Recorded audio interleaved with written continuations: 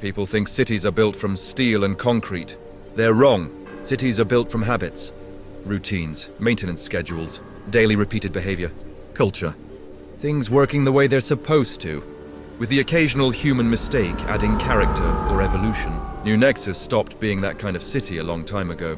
Most people never noticed. The trains still ran, the lights still came on. The advertisements still told everybody tomorrow would be better than today. But if you stayed awake long enough, if you knew where to look, you could see the cracks. Things were breaking beneath the surface.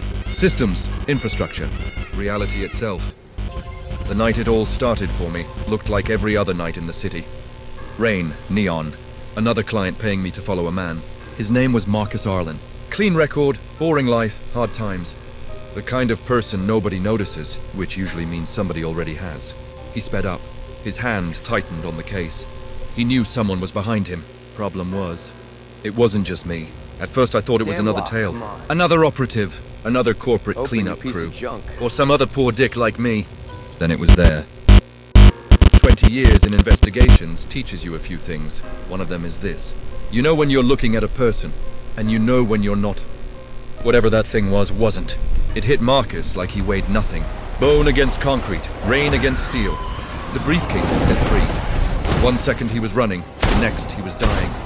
I drew, fired 4 times. Center mass. Nothing happened. No blood, no body. It just backed away. No answers, just silence. Except for the briefcase, it left it. I knew that wouldn't be good. I should have gone to get food instead. Fajitas. This was not the time to be grumpy. Every instinct I had told me to walk away. Instinct, and I have never had a healthy relationship. Inside was a shard, black as midnight. Sharp enough to cut light, pulsating blue veins, electric. The color matched the spirals that had infested the city. The second my hand touched it. The city changed. It became radiant. The rain sounded different.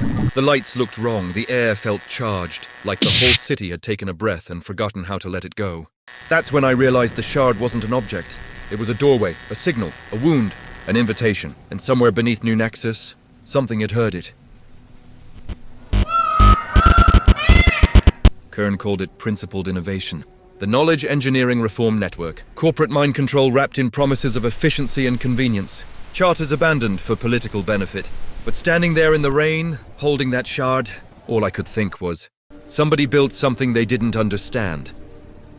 And now it was loose. Arlen was the first body, not the last. The thing in that alley wasn't hunting a man. It was hunting the shard.